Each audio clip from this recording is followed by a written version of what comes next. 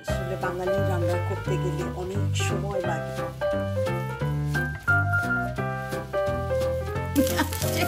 ও এখন ওর পছন্দ মতো ওর আমার। হ্যালো ভিউয়ার্স, কেমন আছেন আপনারা? আশা করি আপনারা সবাই ভালো আছেন। আলহামদুলিল্লাহ, আমরাও ভালো আছি। কাজ থেকে ফিরে জাস্ট আধা ঘন্টা একটু রেস্ট নিলাম। এখনও কাপড় চোপড় চেঞ্জ করিনি, জাস্ট একটু হাত মুখ ধুয়ে নিয়েছিলাম। ভাবলাম যে একবারে শাওয়ার করব, রান্না তো কিছু একটা করতেই হবে। রান্নাটা করে তারপরে একবারে শাওয়ারটা নিতে যাই। খুবই বিধ্বস্ত অবস্থা আমার, যে কারণে আজকে আর ক্যামেরার সামনে আসলাম না। বাইরে ওয়েদারটাও একটু কেমন যেন, আর অনেক বেশি কিছু রান্না করতে ইচ্ছে করছে না। থেকে এসে দুটো সামুদ্রিক মাছের দুটো ফিলে বের করে রেখেছিলাম, তো এতক্ষণে গুলো নর্মাল হয়ে গেছে। চলেন রান্নাটা করে ফেলি। যতটা শর্টকাটে পারা যায় রান্নাটা করবো আর কি।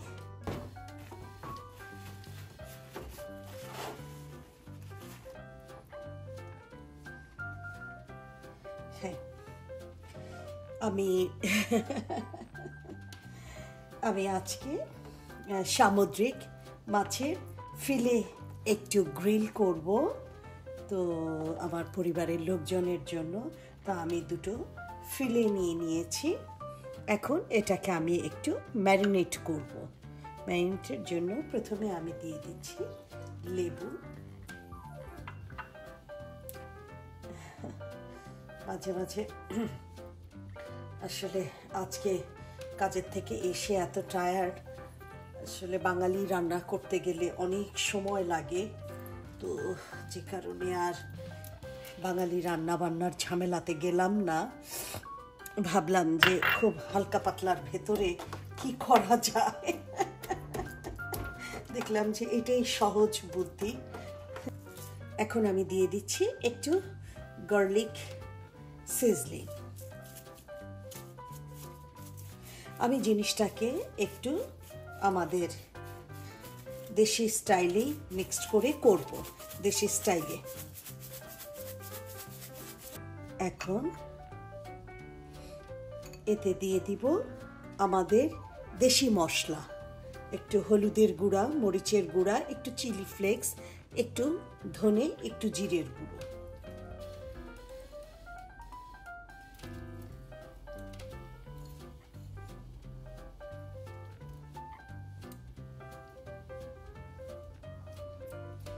এতে আমি ব্যবহার করব অলিভ অয়েল।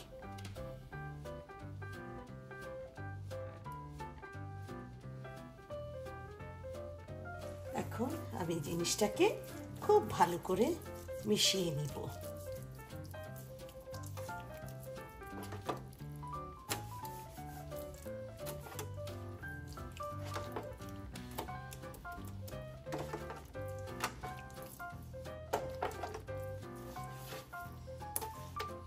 আমি জিনিসটাকে খুব ভালো করে একটু ম্যারিনেট করে নেব। একটু লবণটা টেস্ট করে দেখি।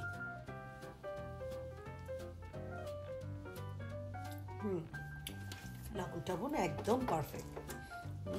একটা স্পাইসি সুন্দর স্মেল বেরিয়েছে। ও, একটু লেবুর ফ্লেভার, ভেরি গুড। তো আমি এটাকে ম্যারিনেট করে 10 মিনিট আমি রেখে দিচ্ছি। আর এদিকে আমি ওভেনটাকে প্রিহিটে দিয়ে দিচ্ছি। আমি এটাকে 350 ডিগ্রিতে 20 থেকে 25 মিনিট, হাইয়েস্ট 30 মিনিটস আমি জিনিসটাকে বেক করব। আর আমি যেই ট্রেতে আমি বেক করব, ট্রেটাও আমি রেডি করে নিচ্ছি। আপনারা ততক্ষণ আমার সাথেই থাকুন। হ্যাঁ, আমার ওভেনটা অলরেডি প্রিহিট হয়ে গেছে 350 ডিগ্রিতে। এখন আমি যেটাতে বেক করব আমি একটু অয়েল স্প্রে করে দিচ্ছি, ব্রাশ করে নিই অয়েলটা। আমি চিন্তা করলাম যে 350 ডিগ্রিতে আমি প্রায় 20 মিনিটসের মতো বেক করব এবং তারপরে আমি 3 to 5 মিনিটসের মতো আমি ব্রয়েল করব, যাতে জিনিসটা একটু গ্রিলের মতো হয়। একটু ব্রয়েল করব। তো ব্রয়েলটা করার সময় কিন্তু খুব সাবধান, যে আমি যখন ব্রয়েল করব জাস্ট 2 মিনিট কি 3 মিনিট পরে কিন্তু আমি ওভেনের সামনেই থাকবো, কারণ এটা খুব দ্রুত কিন্তু বার্ন হয়ে যাওয়ার ভয় থাকে। তো এর জন্য আমি ব্রয়েল করতে দিব 3 থেকে 5 মিনিট। এই 2-5 মিনিট কিন্তু আমি ওভেনের সামনেই দাঁড়িয়ে থাকবো এবং ওভেনের ডোরটা আমি খুলে রাখবো, যাতে বেশি দ্রুত বার্ন না হয়ে যায়। অনেক সময় দেখা যায় যে 3 মিনিটেই জিনিসটা ব্রয়েল হয়ে যায়। সারাদিন কাজে ছিলাম, কাজের থেকে এসে বিশ্বাস করেন এত টায়ার্ড লাগছে, কাপড়টাও চেঞ্জ করিনি। এসেই জাস্ট হাত মুখটা ধুয়েই একদম কিচেনে ঢুকে গেছি। ভাবলাম যে এটা করে ওদের খাবারটা রেডি করে একবারেই শাওয়ার করতে যাব। এখন আমি জিনিসটাকে ওভেনে দিয়ে দিচ্ছি। বিসমিল্লাহ।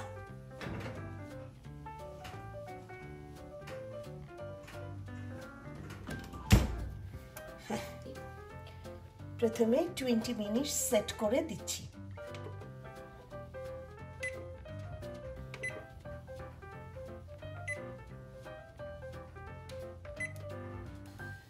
হ্যাঁ, দেখি আমি কিছুক্ষণ পর পর একটু দেখব, আমি আপনাদের একটু দেখাই।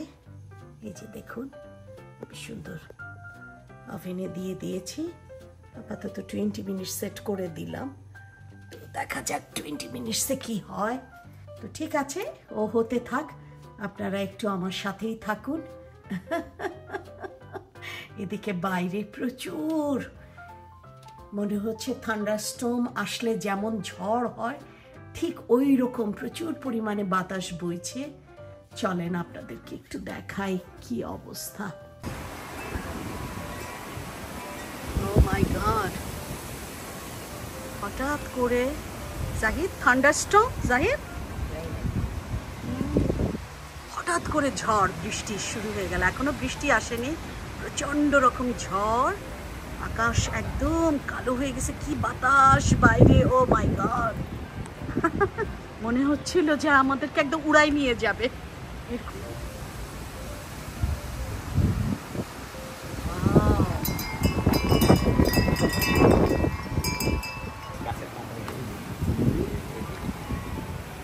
আমাদের গাছগুলো যেভাবে নড়তেছে বাতাসে,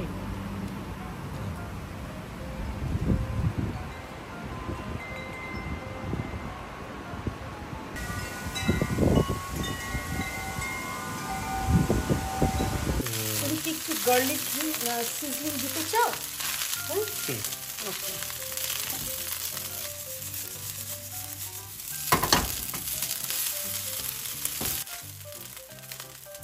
বিউটিফুল, খুব সুন্দর হয়েছে।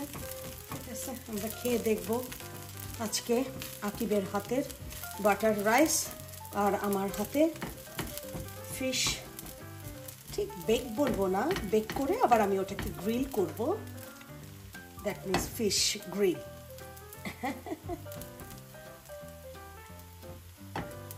আকিব, আজকে তোমার কেমন লাগতেছে? নিজে রান্না করলা, ভালো, বাটার রাইস করলা।